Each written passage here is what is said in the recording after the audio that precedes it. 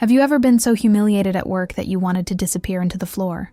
Well, what if I told you that the most humiliating moment of my career turned into the sweetest revenge story you'll ever hear? Picture this. You're sitting in a corner chair like a scolded child, while your boss steals credit for your $1 million deal in front of the very clients you've been working with for months. Your face is burning with shame as he dismisses you like you're nothing more than an intern who fetches coffee and makes photocopies. But here's the plot twist that will blow your mind. I already had that client's signature on a $1.2 million exclusive contract in my briefcase. The entire time he was humiliating me, and I was about to destroy my boss's career in the most spectacular, career-ending way possible, in front of everyone who mattered.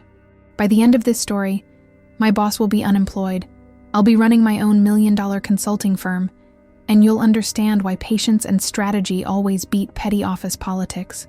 But the revenge? Oh, the revenge was so sweet, it still gives me chills. Let me take you back to September 15th, the day my professional life changed forever, and show you exactly how to turn workplace humiliation into the ultimate victory. You know that moment when you realize your boss has been systematically sabotaging you for months, plotting your downfall while you're working 60-hour weeks to make him look good? Well, I'm about to tell you how I turned that betrayal into the most satisfying professional victory of my career. And trust me, what happened in that conference room will make you want to stand up and cheer. My name is Sarah Martinez, and I worked for Morrison & Associates, a mid-tier marketing firm housed in a gleaming glass tower in downtown Chicago. For 2 grueling years, I'd been the absolute top performer in our client acquisition team, working weekends, missing family dinners, sacrificing my social life to make this company rich. My conversion rate was 30% higher than anyone else's. I consistently brought in the biggest accounts. I was single-handedly responsible for over $3 million in revenue. I was making everyone around me successful, and everyone knew it. Everyone except the one person whose opinion mattered most. My boss. But here's the ugly truth about corporate America that no one warns you about. Sometimes success doesn't protect you from office politics.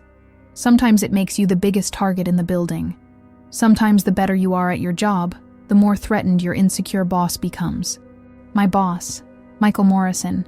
Yes, the classic nepotism hire. The founder's spoiled, entitled son who'd never earned anything in his life. Had it out for me from my very first day. Maybe it was because I refused to laugh at his inappropriate jokes during team meetings. Maybe it was because I had the audacity to call him out when he tried to steal credit for my Hartwell Industries campaign that brought in $800,000. Or maybe it was simply because I was a confident woman who refused to kiss his ring, stroke his ego, and pretend he was anything more than a mediocre manager riding daddy's coattails.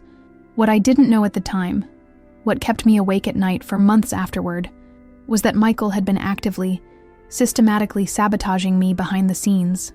Phone calls to my clients, planting seeds of doubt about my reliability, emails to upper management, questioning my commitment and professionalism. A calculated, methodical campaign designed to destroy everything I'd spent 2 years building. He was trying to erase me, make me disappear, take everything I'd worked for and claim it as his own. But karma is patient. Karma waits. And karma was about to deliver the most beautiful justice I've ever witnessed. The morning of September 15th started like any other nightmare in corporate hell. I arrived at the office at 7:30 sharp, clutching my usual extra-large coffee from the lobby Starbucks, desperately needing the caffeine to fuel another 12-hour day. The Chicago skyline stretched endlessly beyond our floor-to-ceiling windows, and the city was already pulsing with its usual morning energy, completely oblivious to the career-defining drama about to unfold on the 32nd floor.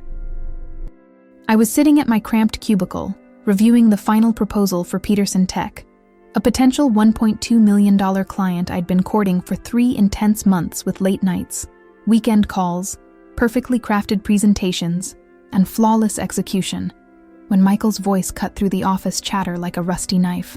"Sarah, conference room, now." The way he said it, it wasn't a request. It was a command, a summons, an execution order.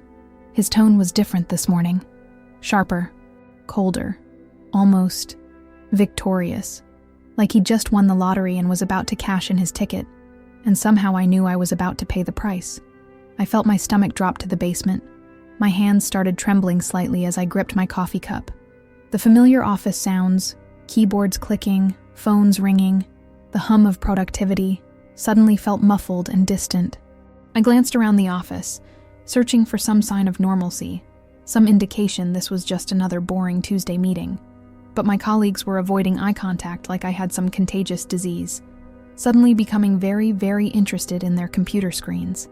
Jennifer from accounting caught my eye and gave me the most pitying look I'd ever received, then quickly turned away like she couldn't bear to watch what was coming. And that's when I knew. Oh God, I knew. 2 years of building my reputation, my client relationships, my entire professional future, and I could feel it all about to crumble.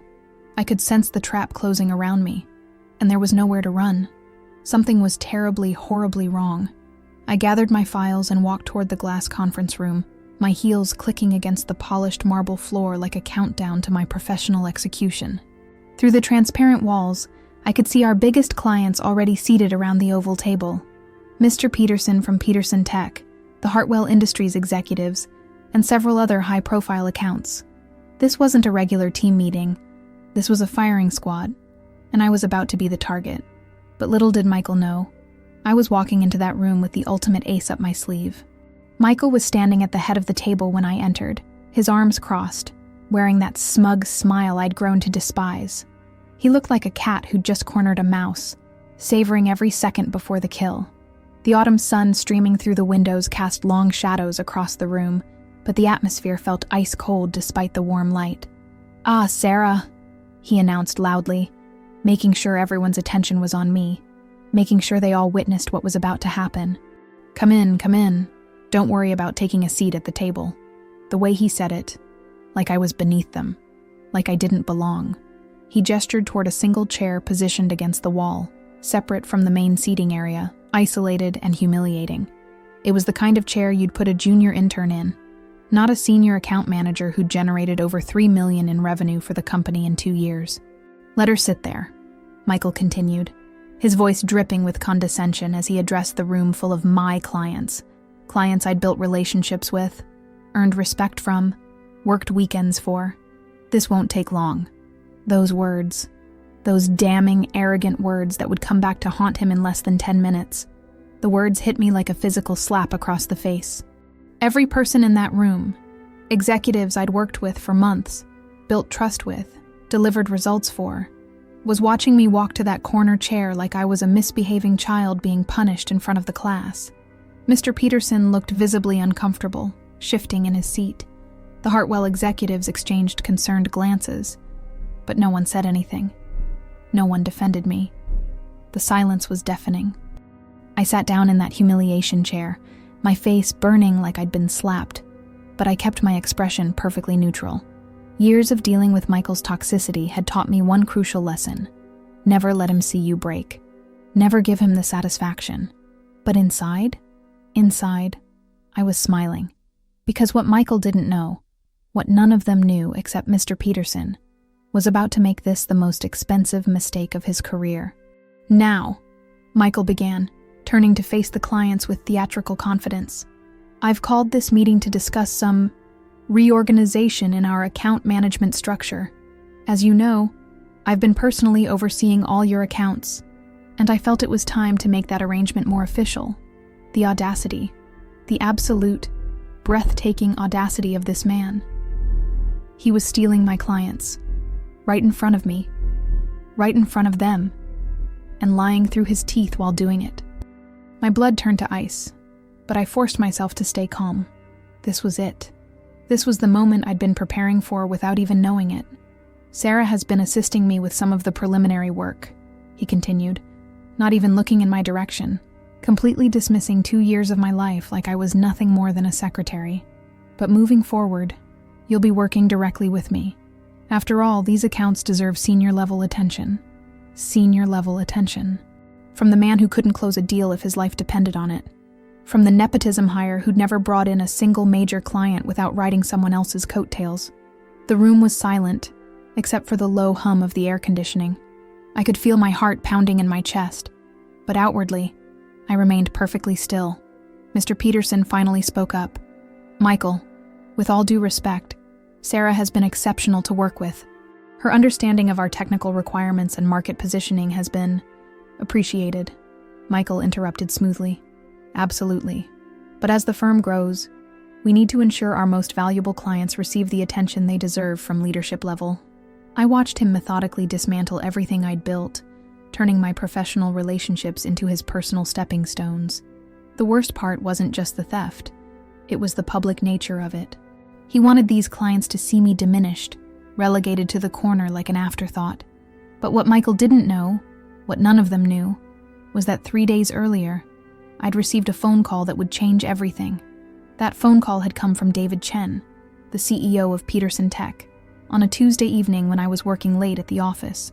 The building was nearly empty, just the cleaning crew, and a few dedicated workaholics like myself burning the midnight oil.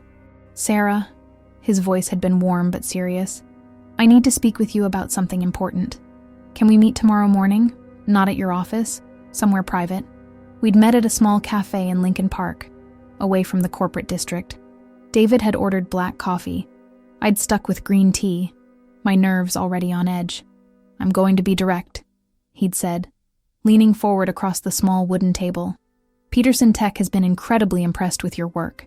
Your proposal isn't just good, it's exactly what we need. But I have concerns about Morrison and Associates as a whole. My heart had skipped a beat. What kind of concerns? Your boss contacted me last week, David had continued, his expression darkening. He suggested that you might be leaving the company soon, and that he should take over our account personally. He implied that your work had been inconsistent. The betrayal had hit me like a punch to the stomach. Michael wasn't just planning to steal my clients. He was actively sabotaging my relationships with them. The thing is, David had smiled slightly, I've worked in this industry for 15 years. I know talent when I see it. And I know political maneuvering when I see it too. That's when he'd made the offer that would change my life. Peterson Tech is prepared to sign an exclusive contract with you personally, not with Morrison and Associates. We want to hire you as an independent consultant, with the option to bring you on full-time if things work out. The contract is worth $1.2 million over 2 years. I'd nearly choked on my tea. There's one condition, David had added. We want to see how you handle this situation with your current employer. Consider it a test of your professional integrity and strategic thinking. So as I sat in that conference room, listening to Michael systematically steal my life's work, I wasn't just angry. I was calm, calculated, ready. I pulled out my phone and sent a single text message. It's time. Within seconds, my phone rang. I could see David's name on the screen. Perfect timing. I stood up from my corner chair, and for the first time since entering the room, Michael looked directly at me. Sorry, I said, holding up my phone with the apologetic smile. I need to take this. It's Peterson Tech. The color drained from Michael's face. Hello, Mr. Chen, I said into the phone, my voice carrying clearly across the silent conference room. Yes, I'm actually in a meeting with Mr. Morrison right now. Would you like to speak with him about the contract? I could see the panic in Michael's eyes as I walked toward the table, no longer relegated to the corner chair. Actually, I continued, still speaking to David but making sure everyone in the room could hear, why don't you just tell everyone here about our arrangement? I hit the speaker button. David's voice filled the conference room, professional and clear. Good morning, everyone. This is David Chen, CEO of Peterson Tech. I'm calling to confirm that we've signed an exclusive consulting contract with Sarah Martinez, effective immediately. The contract is worth $1.2 million over 2 years.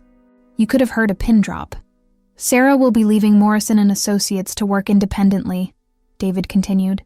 We've been so impressed with her strategic vision and execution that we're also recommending her to our sister companies and professional network. Michael's face had gone from pale to bright red.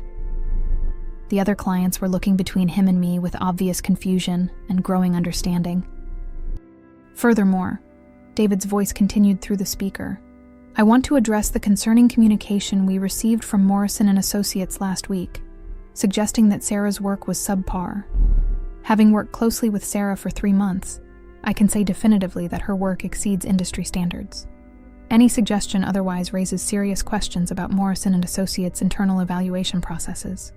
I ended the call and looked directly at Michael for the first time since entering the room. "I believe that concludes my business here," I said calmly, then turned to address the other clients.